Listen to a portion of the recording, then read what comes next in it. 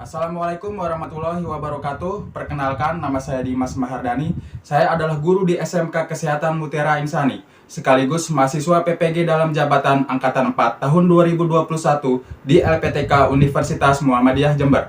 Pada kesempatan kali ini, saya akan menampilkan video praktik pengalaman lapangan untuk kelas 11 perawat, mata pelajaran konsep dasar tindakan keperawatan. Berikut ini videonya, selamat menyaksikan.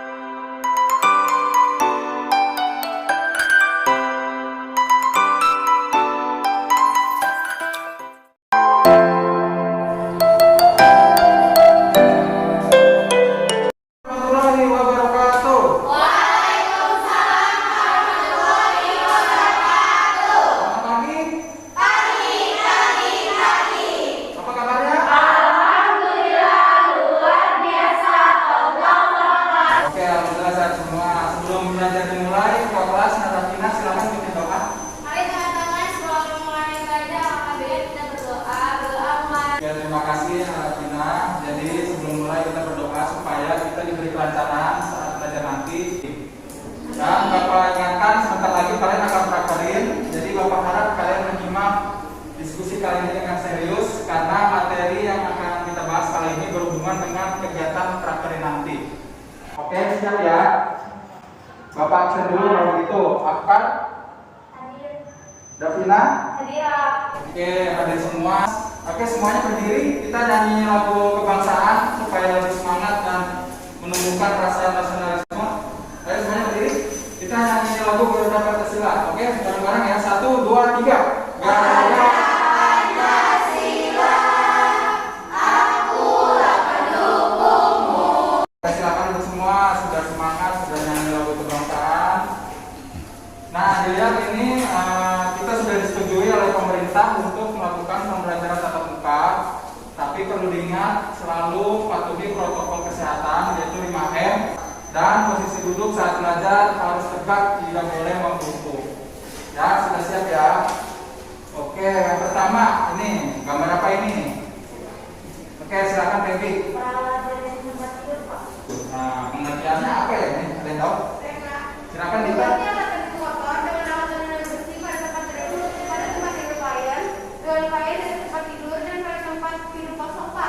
Ya, jadi penyiapan tempat tidur adalah tindakan yang dilakukan oleh asisten perawat dengan menggantikan alat tenun yang sudah kotor dengan alat tenun yang sudah bersih. Oke, selanjutnya Bapak tanya lagi nih, mengapa ketika kalian prakterin dan beringas pagi di rumah sakit, kalian akan diinstruksikan oleh perawat senior untuk melakukan penyiapan tempat tidur? Ada yang tahu? Saya, Pak. Oke, Kayla, silakan.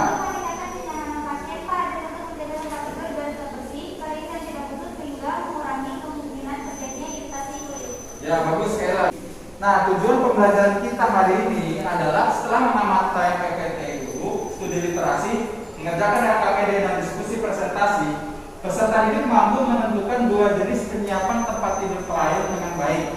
Nah, model pembelajaran yang saya gunakan kali ini adalah discovery learning, artinya belajar berdasarkan hasil temuan. Dan pada kali ini hanya membahas teorinya saja. Nah, di sini tahapannya ada pemberian stimulus, lalu ada identifikasi masalah, ada pengumpulan data, pengolahan data, pembuktian, dan menarik kesimpulan. Sudah siap semuanya? Ya. Oke, yang pertama yaitu pemberian stimulus. Nah, ini gambar apa ya ini? Nah, gimana gambar apa ya? Sehat. Oke, Cita. Itu gambar orang sehat, Pak. Kalau sehat dia bisa berdiri tempat tidur sendiri.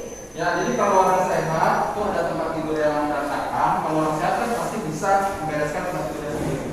Nah, itu ada yang sakit, itu maksudnya apa? Ada yang sedang? Ya, silakan Nazar. Itu yang masalah itu kalau orang sakit, Pak. Kalau orang sakit kan nggak bisa duduk tempat tidur sendiri, jadi harus bantu perawat. Nah, orang sakit kan ada yang sakit parah sama yang sakit nggak terlalu parah atau masih sadar. Jadi kalau yang sakitnya parah nggak bisa disuruh bangun di tempat tidur. Silakan disimak video prosedur penyiapan tempat tidur tanpa pasien. Ya, Pak. Oke ya, lihat baik-baik ya. Ini judulnya ini yang mengganti tempat tidur tanpa pasien. Untuk tahap pertama yaitu ngapain? Memasang apa? Posisinya bagaimana? Ya, betul. Oke, bagus. Kita lanjut lagi sekarang yang video prosedur penyiapan tempat tidur dengan pasien. Iya, Pak. Untuk tahap pertama yaitu apa? Konsentrasi. Ya, untuk prainteraksi itu ngapain dulu pertama? Ya, mencuci tangan dan persiapan alat. Memperhatikan ya keselamatan pasiennya. Iya, Pak. Ya, itu video prosedur penyiapan tempat tidur dengan. Nah, sekarang Bapak kasih. Selanjutnya ini ada contoh kasus dibaca. Ya, ketika seorang pasien dengan kasus demam berdarah sudah 3 hari dirawat dengan nilai trombosit normal, mengeluh karena spray tempat tidurnya sudah seharian tidak diganti, dan seorang perawat senior menginstruksikan Anda sebagai asisten perawat untuk membantu dia melakukan penyiapan tempat tidur. Uraikanlah jenis penyiapan tempat tidurnya dan rasionalkan dari tindakan tersebut. Nah, untuk mengerjakan ini Bapak akan share melalui link Mentimeter. Bapak share di WA Group, silakan dibuka. Oke, kita lihat sekarang hasilnya. Wah, ternyata ada satu anak menjawab penyiapan tempat tidur tanpa pasien. Nah, siapa ini yang jawab ini? Saya, Pak. Oke, Nazar. Dan pasiennya sadar serta tidak mengalami masalah memulihkan. Berarti penyiapan tempat tidur tanpa pasien. Oke, betul jawabannya. Selanjutnya untuk kasus kedua, disimak baik-baik. Ketika seorang pasien COVID-19 dengan gejala ringan sudah 5 hari dirawat dan pasien dianjurkan oleh dokter untuk tetap bed rest, mengeluh karena spray tempat tidurnya sudah seharian tidak diganti, dan seorang perawat senior menginstruksikan Anda sebagai asisten perawat untuk membantu dia melakukan penyiapan tempat tidur. Uraikanlah jenis penyiapan tempat tidurnya dan rasionalkan tindakan tersebut. Seperti biasa, Bapak share lagi linknya di WA Group, silakan dilihat. Kalian analisa dari kasus tersebut. Oke, sudah dijawab? Nah, oke, kita lihat dulu hasil jawabannya. Ya, di sini ada penyiapan tempat tidur dengan pasien dan yang paling banyak tempat tidur dengan pasien. Siapa sini yang jawab tempat tidur dengan pasien? Oke, Kak, silakan. Itu penyiapan tempat tidur dengan pasien karena pasien COVID dianjurkan bed rest, Pak. Berarti kita tidak boleh melakukan penyiapan tempat tidur secara mandiri. Kita harus menunggu instruksi perawat senior. Kan di Permenkes nomor 80 tahun 2016 ada ruang lingkup tindakan asisten perawat yang bunyinya lakukan asistensi pergantian alat penuh yang ada pasien di atasnya. Jadi harus ada bimbingan serta pendamping dari perawat senior dalam penyiapan tempat tidur untuk kasus tersebut. Oke, bagus. Dan ingat tadi yang sudah Bapak sampaikan, yaitu Permenkes nomor 80 tahun 2016, artinya kalian tidak boleh melakukan tindakan penyiapan tempat tidur secara mandiri jika ada pasien. Oke, selanjutnya untuk identifikasi masalah yang kedua, untuk menentukan indikasi dari penyiapan tempat tidur. Ada 3 gambar di sini. Gambar pertama, ada yang bisa jawab? Oke, apa? Ya, untuk gambar pertama betul jawaban. Lalu lanjut lagi ke gambar kedua, siapa yang bisa? Oke, Ika. Oke, untuk gambar kedua betul jawaban. Lalu untuk gambar ketiga? Ya, silakan. Ya, untuk gambar ketiga yaitu pasien yang baru tiba setelah operasi tidur. Oke. Nah, sekarang kalian kerjakan tadi 3 indikasi tadi. Kalian buka buku kalian, buku paket, ya, halaman 24, buku paket kali TK. Nah, sekarang kalian membentuk 2 kelompok. Oke, dan saya memberikan 2 tugas, yaitu tugas individu dan tugas kelompok. Untuk tugas individu, Bapak sudah berikan lembar kerja. Sudah dibawa lembar kerjanya? Iya.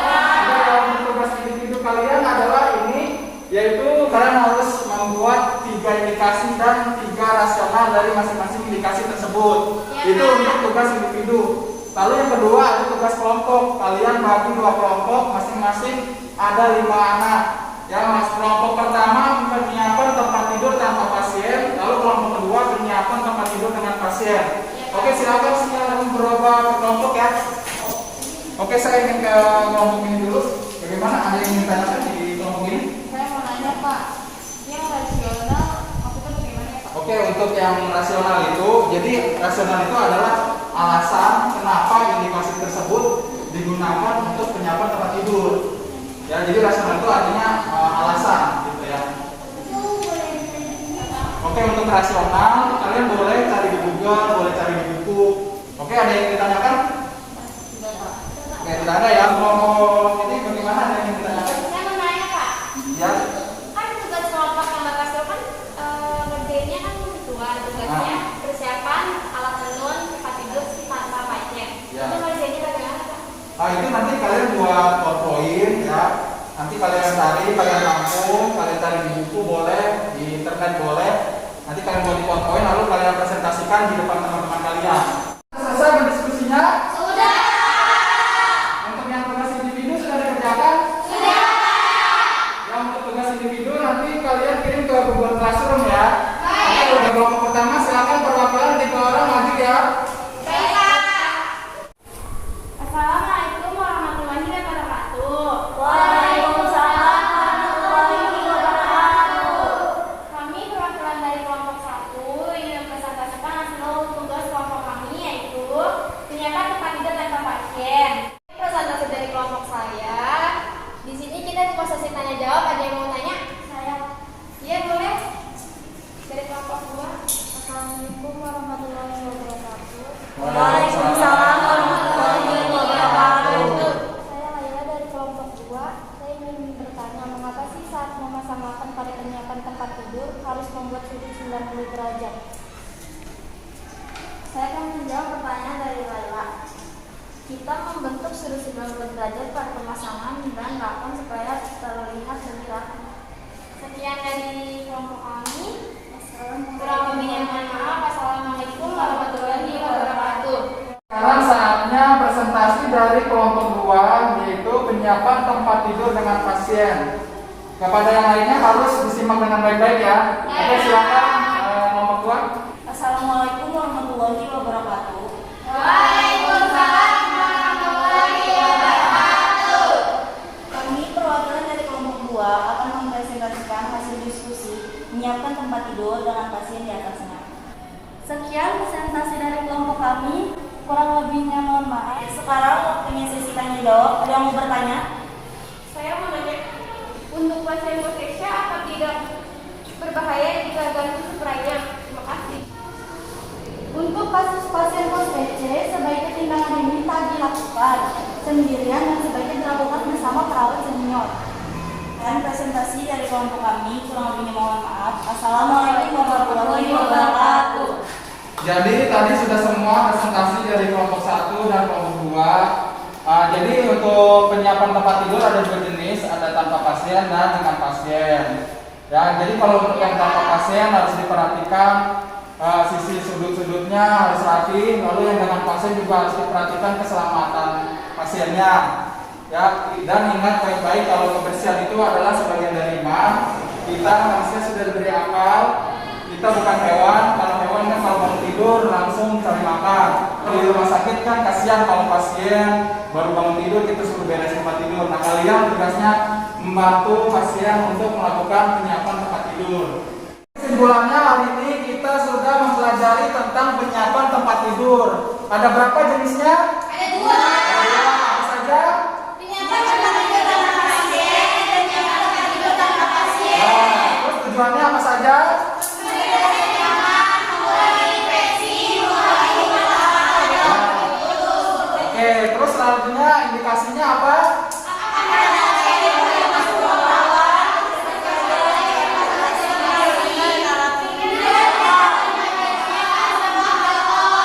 Ya, indikasinya tadi kalau ada linen yang kotor, pasien baru masuk, rawat inap, sama pasien habis dioperasi.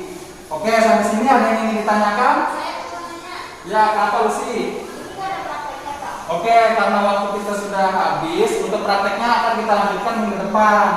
Ya, oke, sini saya ingin perwakilan 1 orang untuk menyampaikan manfaat dari pembelajaran kita hari ini. Siapa di sini yang ingin menyampaikan? Saya Pak. Oke, silakan Davina.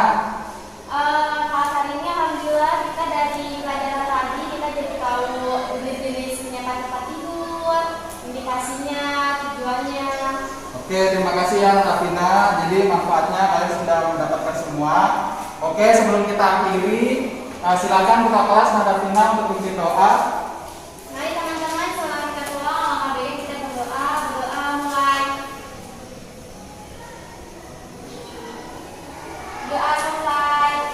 terima kasih. Jadi setelah berdoa, saya harapkan kalian bisa menerima manfaat dari pelajaran hari ini.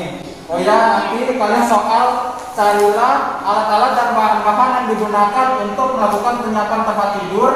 Oke ya, sampai berjumpa lagi minggu depan ya. Wassalamualaikum warahmatullahi wabarakatuh.